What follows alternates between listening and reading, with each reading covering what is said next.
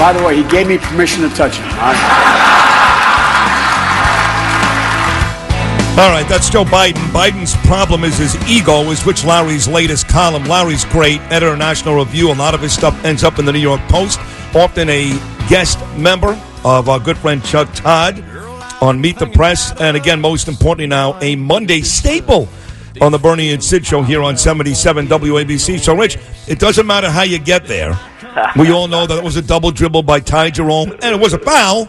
That was a foul, and Guy did the amazing thing and buried all 3 free throws. Good for him, but it never should have gotten to that. But it doesn't matter. Fact is, your team tonight is playing for the national championship, so congratulations. I was afraid you were going to talk to me about basketball technicalities like double dribbles. You know, every time when they go, Michael Jordan used to travel every single time he touched the ball. You've heard that, right, Rich?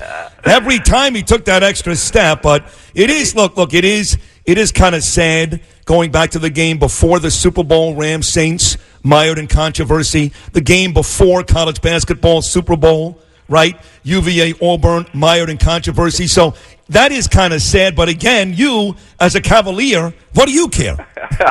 If you look really closely, you'll see the defender pulled Jerome's jersey slightly right before he went back to get the ball. So you watched Jay Williams on ESPN yesterday too. He's like, well, you want to talk about a double dribble? He fouled him before he even double dribbled. But it was amazing. You know, I hate blown calls, so I'm really sorry over that, and it just adds to the heartbreak. But UVA was down by 4 points with 8 seconds left and won in regulation. It was just amazing. And Kyle Guy is such a good kid.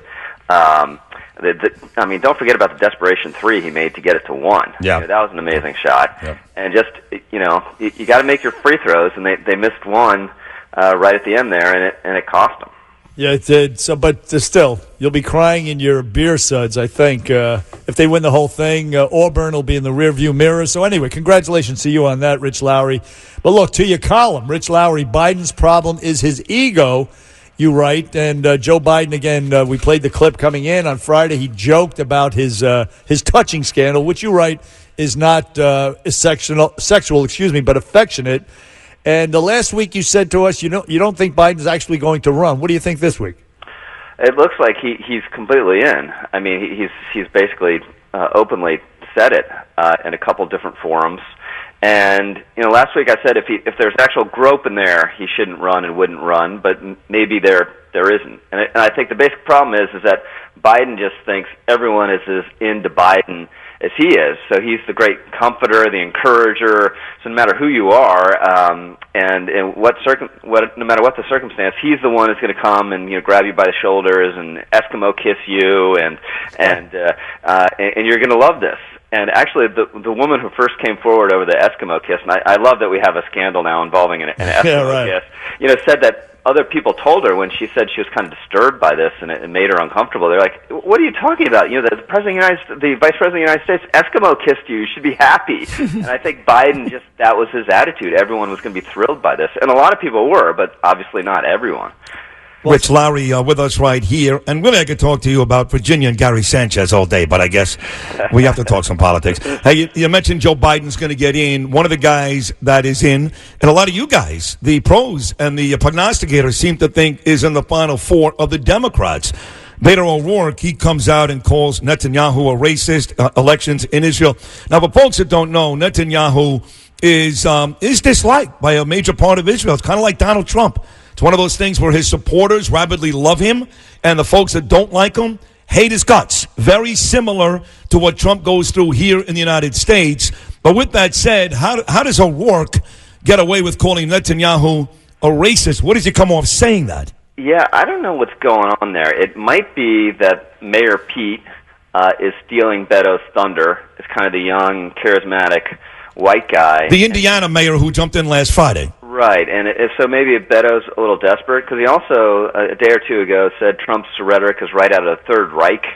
What? Yeah, so that was Beto, yeah. Yeah, he just might be desperate for attention, because, I mean, he had a splashy first day and raised $6 million, But Buttigieg has kind of, I try to avoid saying it, I think that's right, has kind of been eclipsing him lately. So I don't know whether it's a little desperation or this is where just Beto thinks the party is. But I would think the appeal of Beto is not being as radical as the other Democrats and potentially being more electable, but I guess he thinks differently. So is he out of your Final Four, kind of like what Joe Lenardi does with college basketball? If we assume Biden, Sanders, and Harris, the fourth spot is open. Last week was O'Rourke. Now it's the Indiana mayor. Based upon what he said about Trump in Germany and Netanyahu, are you kicking him out of the Final Four? I don't have a Final Four. I think it's going to be too crazy to forecast at all. I just think Bernie is effectively the front runner now. Strong in the polls, kind of where the party is, a lot of fundraising, has done it before. So if I were just putting sheer odds, I'd probably put the odds higher on Bernie than anyone else at the moment. Bernie Sanders. Now, he also was, first of all, over the weekend, he called for felons in jail should be able to vote. I mean, these people are, they're out of their minds. He was kissing Al Sharpton's butt on Friday, Bernie Sanders, as was they all were, and they're all for reparations. I mean, a lot of people say they're too crazy, they're shooting themselves in the foot. And that's why a guy like Buttigieg almost appeals to him, because he's sort of a moderate, he's a veteran.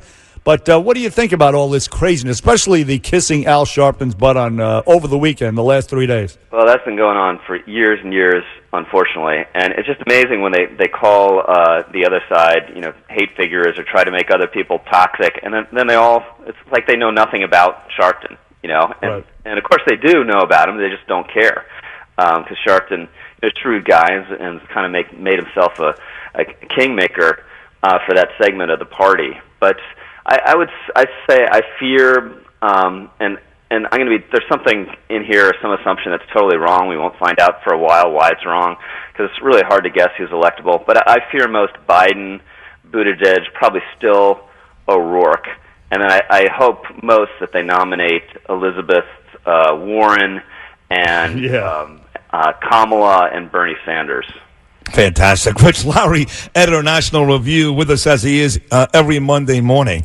So when a team is playing really, really badly, they fire the coach. And it's not the coach's fault, right? I mean, sometimes it's the owner's fault. Sometimes it's the GM's fault. Oftentimes it's the player's fault. But somebody's got to go when the team is not winning, so they fire the coach.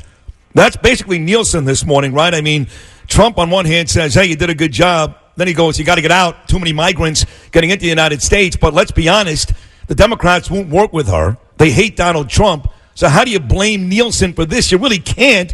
But if you fire the coach, you got to fire her. Yeah, so obviously there's a lot of truth to that. She was in a real tough situation. There's no way for her or any DHS secretary to stop this crisis. You have to change the rules. That's obvious.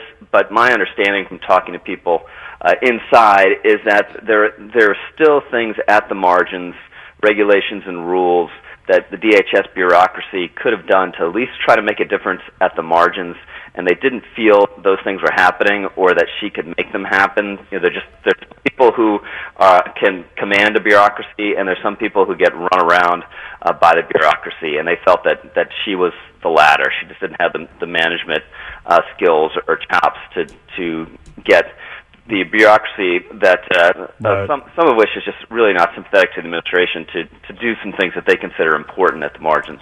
And one of those things was appointing a new head of ICE, which the president reversed her appointment last week and is going with somebody else. So she was humiliated twice, but essentially the fault lies in Congress right now. And you're right about that, Rich Lowry. But we are out of time, Rich. Hey, thanks so much, guys. Go UVA. You're great. That's right. Yep. We'll root for them for you tonight. That's it. We don't know anybody who went to Texas Tech. So, The Red Raiders are screwed. that's it. They're done. Well, Bobby Knight did coach her, didn't he? I think. Anyway, great job. Yes, he did. Great job, Rich Lowry. As always, we'll talk to you again next Monday. 1-800-848-WABC, 1-800-848-9222. We'll touch on that big game coming up next hour, as well as a Craig Carton sentencing, which went down on Friday. And we'll talk to the famed defense attorney, Joe Tacopina, about what the judge came down with on Friday here in New York. All that and more. We're back on a Monday right after this. Driving with my eyes closed, I know every curve like the